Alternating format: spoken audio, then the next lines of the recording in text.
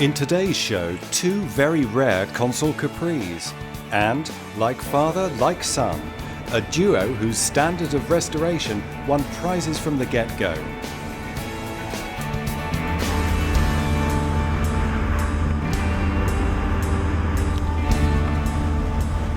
Here's the son, Paul Beckett, and here's the father, John. Both have spent many years, in Paul's case most of his life, restoring and loving this little-known early 60s rarity from Ford of Britain. Designed in the 50s but not launched until 1961, it was possibly a case of too little too late for Ford, who never really got behind it after the runaway success of the Anglia and the launch of the game-changing Cortina halfway through its life cycle. But the Consul Capri certainly had its admirers, including one 14-year-old schoolboy whose life would never be the same again after seeing one. John Beckett takes up the story. Initially, it all started with my son, who came home one day from the baths. He was 14 at the time, and he said he'd seen this car. And on the way there, I always used to pass this particular car. Never knew what it was, but I was just intrigued with it. And it never sort of left my mind. And then I happened to say to my dad one time when we were looking at cars in a car book, I said, I really like these, I've always liked these, I've never known what they were. And we referenced this car, and it happened to be a car that a chap that I worked with at the time actually owned one. And he told me that his friend at work actually owned one. Although he no longer drove it, but he did own one. And he believed that he'd still got it, and I was really surprised, and I really wanted to go and see this car, which my dad arranged for me to go and see, and that's how it all started really, and that's where I found out that it was Consul Capri, and that's where it's all started from really. And we went out to lease it, which is about 3 miles down the road from here, and this car was still there, and it belonged to a guy named Cyril Edward, who'd owned it for 23 years, and the car hadn't moved for 12 years. And when we opened the garage door, it was covered in dirt, concrete. A brick had dropped out of the garage wall and dented the rear wing. But of course, he was 14 years old at the time, and he fell in love with it. And he said to Cyril, if you ever think of selling the car, let me know.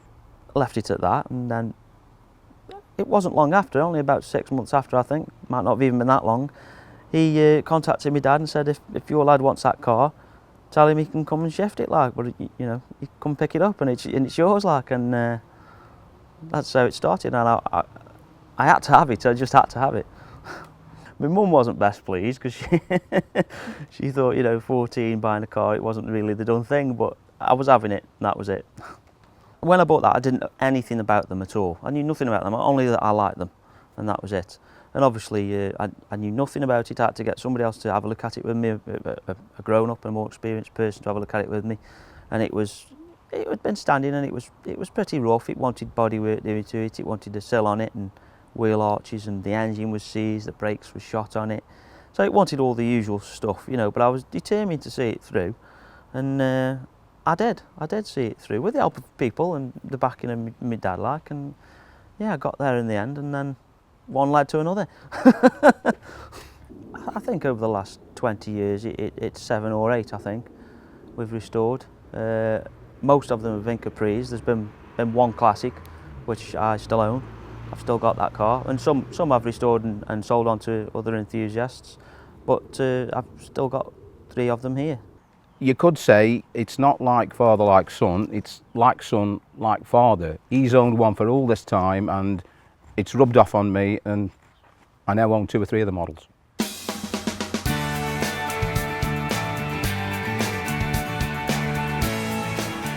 So that's the story of two men's passions, or should it be obsessions?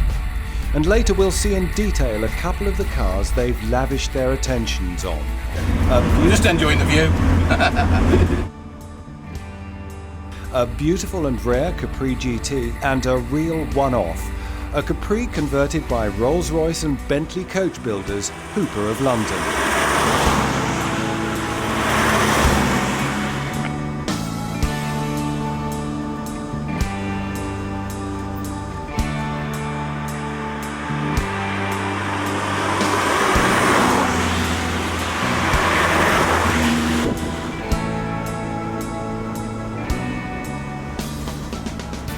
Too expensive, too small, or just too out of touch with the swinging 60s? Sadly, the Ford Consul Capri never really sold in appreciable quantities. Paul Beckett takes up the story. Well, the Ford Consul Capri was developed in the late 50s alongside its sister car, the Consul Classic, and really it was a sporty spin-off of that car. It was developed in the late 50s, 56, 57, 58 by Colin Neal, but it didn't reach production until 1961 due to the success of the Anglia, which was being produced at the time, and they hadn't got the capacity to produce the Capri until 61. That's how it came into being, but it was a short-lived car really, because by the time it went into production, the Cortina was already being developed, and that came out shortly after this was launched, which really was a cheaper car and just as capable car, and really that put the kibosh on this really. The Capri really was only designed as a 2+2, so it was already aiming for a limited market, whereas the Classic was aimed at families. So there was a limited market for the Capri as it was, and it was an expensive car for what you were getting really, a two-seater really, and the two seats in the back really were only suitable for children or luggage really. So it was an expensive machine really, and it was too expensive for what it was, I think, really.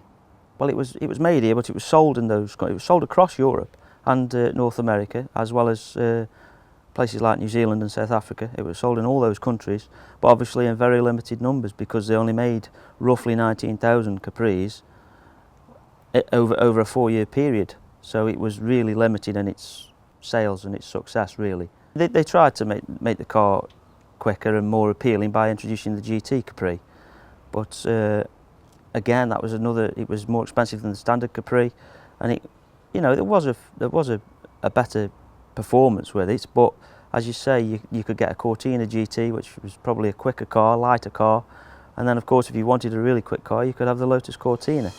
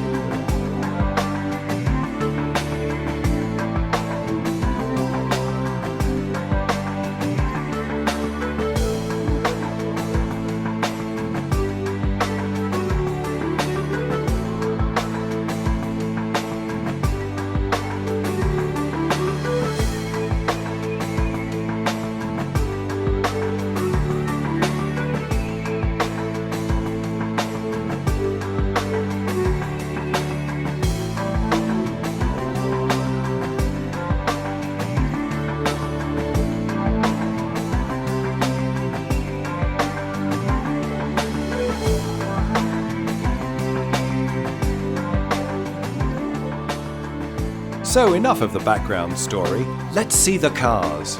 Here's John Beckett. The two Ford Capris that we've been looking at today, notably the Monaco red one, is one of only 2002 made by Fords, and it's a GT model. This particular model has only done 34,000 miles, and it was located in the Lake District. I was at a show with the club on the club stand at Tatton Park near Manchester, and most of the other people on the club stand, I think we had about 6 cars on the club stand, most of the other people on this club stand were walking around the auto jumble, and I was the only one left on the club stand. And this old gent came up to me and said, "Are you with the club?" And I said, "Yes, I am, yeah." He said, "I've got one of these."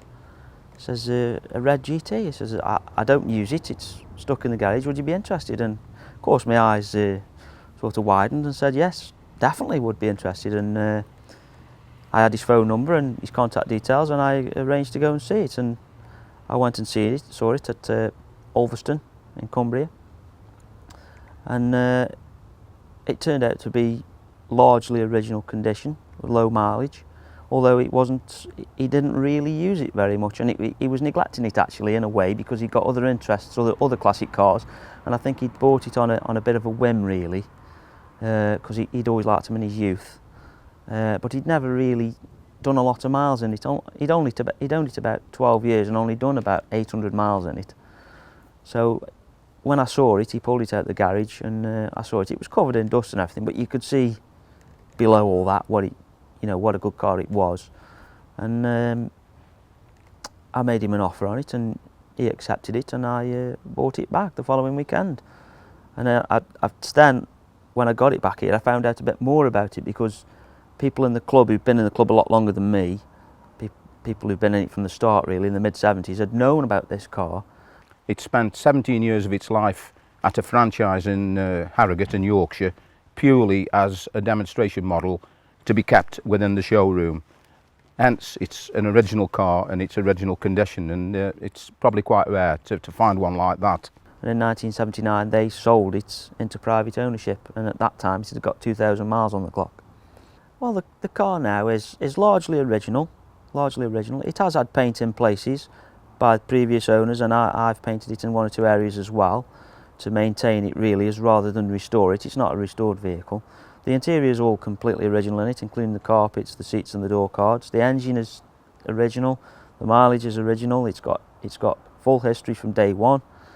It drives extremely well. It drives as a 34,000 mile car should drive really, as you would expect it to drive. It's nice and tight on the road, it's responsive, the brakes are good, and it's all round a very good car,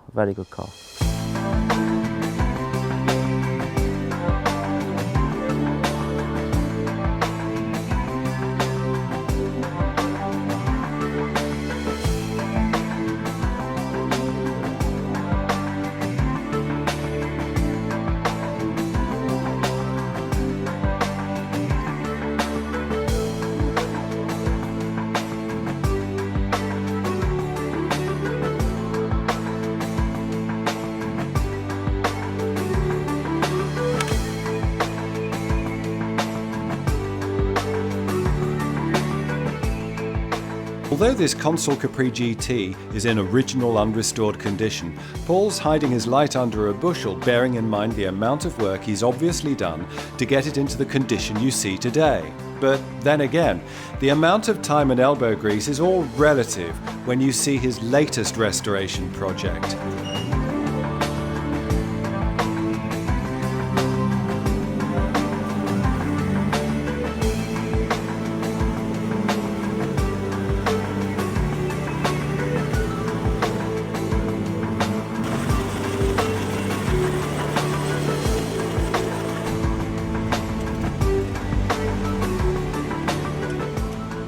Here's proud father and owner John Beckett to explain all about this unique Capri. The Hooper model you can see behind me is one of only 40 made. This one being number 25 of that 40. We believe that there's probably 6 or 7 survive. 2 or 3 of those actually only survive because they are Hoopers. They really are basket cases in a sense.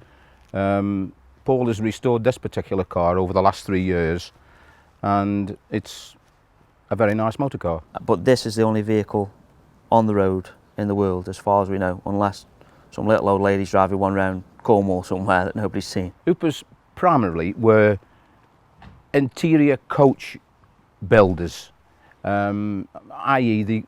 as I said, the seats in this particular car are out of a Rolls-Royce Phantom 5, and the dashboard is probably walnut, again from an offcut from a conversion on a Rolls-Royce. So primarily they were very high-class coach builders for Rolls-Royce, Bentley and that type of motor car.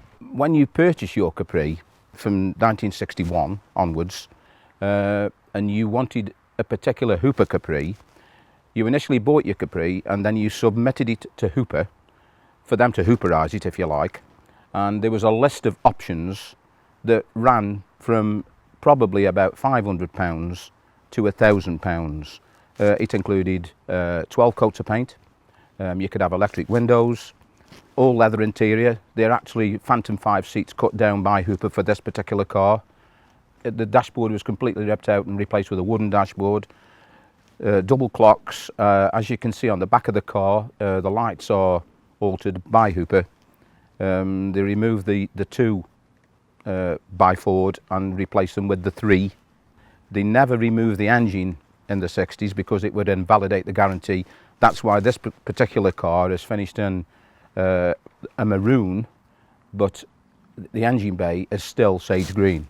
The original colour of the car, I believe it was sage green when it left Ford's. It cost £801. It was sage green, as I say, but it had a white roof. And when you remove certain trim on this car, i.e. the carpets, the sage green floor pan is still there. This particular conversion by Hooper, you could say, I suppose, it was a middle of the range conversion. It actually cost £683. So when you consider the price of the car was £801, to then go and give another £683 was a fair chunk of money.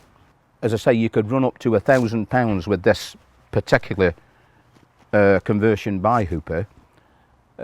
Your car was 801. You're in £1,800 of investment, if you like, in a motor car.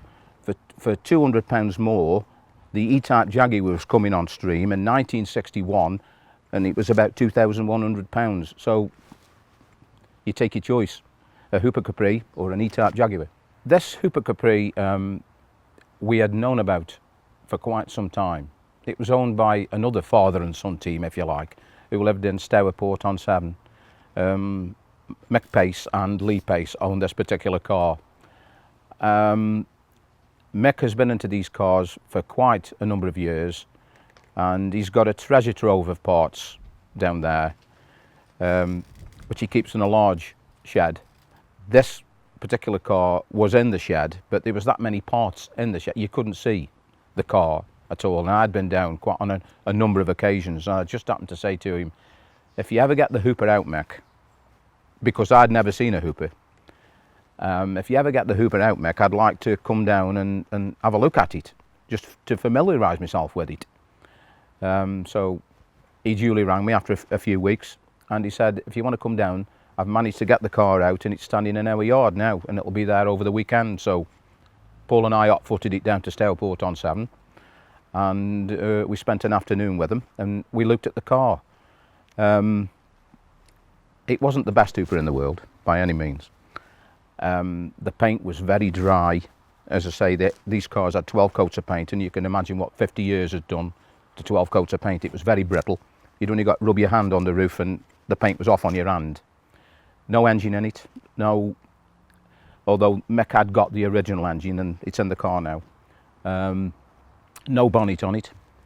When Paul removed the rear valance, where we thought it had been filled and somebody had put some filling in it, it was actually a mouse's nest that had nested in the rear valance.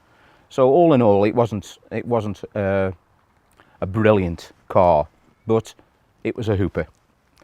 And I left Mick with the saying, like I think everybody's used it sometime or other, if you ever think of getting rid of it, let me know.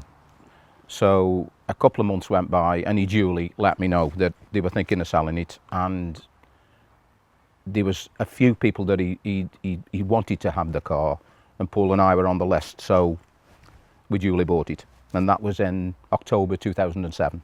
This car has been fully restored. It was basically a good original car because it is low mileage. It's only done 36,000 miles, but it has had to have work. It's had a rear valance on it which was rusted away. Both front corners were rusted away. They've had to be done. Side light pods have been renewed on it. It's had a wing on it, a new wing on it.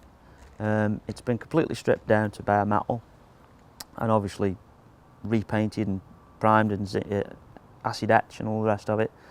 And it's been completely restored. The interior is largely original. The seats and everything are original, although they have been reconalised by a specialist in leather.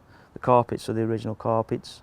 The dashboards all original. All the clocks are original in it. Everything's really original in it. It's just been rejuvenated and brought back to life. There's a lot of hard work involved in it. Yeah, I've spent roughly 4 years on this car, obviously in my spare time, at weekends and after work at night in the summer, and most of it's been done in this driveway and in this garage here. So I'm not a professional restorer by any means, and I've had to do it the hard way. I've made some mistakes along the way, as you do, but I've gone back and corrected them, and I've taken my time over it. I've done everything right. I've researched it and looked at others I've asked people who've known about these cars, you know, what's right, what's wrong, and I've gone from there.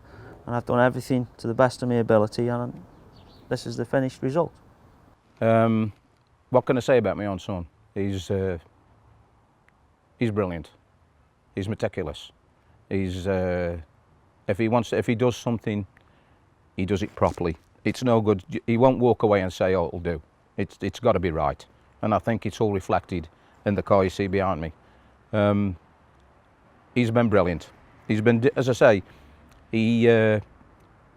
with doing it from 14 years old, he knows the anatomy of the car very well. So he knows all the places to look. In fact, he gets people ringing him up now that value his opinion. They're going to see a car, they'll want Paul to go with them to look at a specific car because he knows where to look. So he's worked enormously hard on it. And I can honestly say that I have restored Capris, but this particular car, I have never laid a spanner on it. I cannot take any credit for it at all, other than I've kept him watered and fed with hobnobs and cups of coffee when his spirits were low. I won a few prizes with this car, yeah. We won, on its first time out, we took it to Tatton Park, which is near Manchester, about 30 miles away from here. Big show. We took it there. There was 2,000 cars on the field, and it won car of the show there, which I was knocked out about, really. I was really surprised at that. That was on its first trip out. And then it's done a couple of local shows, and it's gone down really well there. And then it went to the big Ford show at Gaydon, and it won car of the show there early this year, which again I was really surprised with and really pleased with, you know. You don't always appreciate your own car, do you, you know? Yeah, other people are impressed with the standard of the work. They are, and you know, and I've done the best I can, and you know, it's nice when other enthusiasts say they can see what you've done, and you know, they can tell that you've done a good job on it, a proper job on it, you know. I haven't skimped it anywhere, it's been done properly. To own a motor car that's right at this moment in time, so different people tell me, is the only Hooper Capri on the road in the world, it feels a responsibility, it feels a privilege to own a motor car like this, and to see people's reaction to it is wonderful. It really is. It's a joy to see people's reaction when they look at a car like that, and normally the reaction is, wow, where can I get one? You've only got to say to yourself, well, I'll just pop out and put £5 worth of petrol in, thinking to yourself that you'll be at the forecourt for 3 minutes. You're not, you're there an hour, because there's always somebody who comes to you and says, my dad had one of them, or they had the classic, do you mind if I have a look? Where did you get it from? Sometimes they finish up with, where can I get one from? Because they want one. They see it and the reaction is, wow, I want one. So that tells you everything you need to know, really, about the Ford Capri. One of only 40 converted, and quite probably the only one on the road anywhere in the world today, self-effacing Paul's restoration is beautiful and deservedly has won him many prizes, and no doubt is destined to win many more. Hard work, time, dedication, knowledge, and more than a little skill are all necessary requisites of an expert car restorer, along with enough money to do what needs doing. So Paul, how much have you spent restoring this Hooper Capri? We work this out, we've sat and worked this out, as you do when you do these things, and without buying it, we think we calculated just shy of £6,000 to do it. That's not including buying it. So yeah, we've spent about £6,000 on it, but that's not including my time, which has taken me 4 years of, you know, weekends and nights and all the rest of it, you know, me work holidays and stuff. I've spent entire weeks on it at times. So, but you can't put a price on that, really, can you? 2 immaculate Consul Capris, one rare, one simply irreplaceable. Both cherished and looked after by a couple of the UK's leading authorities on the mark. Between them, John and Paul Beckett know more than a thing or two about the Capri range. So, if the Capri was made today, do you think it would sell? Yeah, that's an interesting question, isn't it? Because I don't think currently in the range they've got a car like this, have they? I suppose the last car they made like this would probably be the Cougar or the Probe was along them lines, which again was not a successful car. I think a car like this today would, I think there'd be a marketplace for it, although Ford really don't seem interested in that sort of market, do they? I think if it was based on the lines that you see behind me, with a nice drivetrain, i.e. a 2000 engine, a 5 or a 6-speed gearbox, with all the things that this car has got on it, like the rear windows that you can fold up, I think they'd have a winner on their hands, and I think people would take to it a lot. Maybe that's what Ford should do. Maybe they should do that. Stylish motoring for two and a couple of occasional kids in the back. That's what Ford of Britain promised in the 1960s, but in retrospect it was a concept before its time. Now, coupes like the Audi TT and the Peugeot RCZ attract thousands of buyers, and Ford concentrate on the mainstream. That's progress. So Paul, you were 14 when you started on classic cars. Would you recommend other kids of around that age to get involved? If youngsters have got an interest in them and they've got a genuine interest in them, then they should pursue it. Why not? I mean, the classic car movement actually needs younger people in it now. A lot of people are getting older, and well, they are, and you know, I do think younger people actually do need to come into the scene. And I think if they see a car that brings back memories, or they like just the look of it, as I did with these, then they should pursue it. If they've got interest in doing it, they should follow it. Yeah, definitely, it's a good thing to get into. John and Paul Beckett love their Capris, and it shows. The Consul Capri range from Ford of Britain never really caught the public's imagination. Unlike some contemporary British cars that sold on hairy-chested sportiness and wind-in-the-hair thrills, the Capri's promise of an extravagant country club lifestyle never really resonated with the 60s public, many of whom were buying their first car and were simply looking for something cheap and reliable. Now, in these days of focus groups and lifestyle targeting, the concept of a stylish, leisure-orientated two-door sounds like pretty sensible marketing, and many manufacturers have followed suit since the 60s.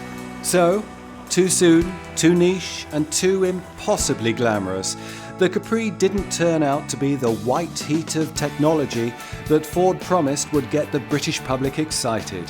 What a shame.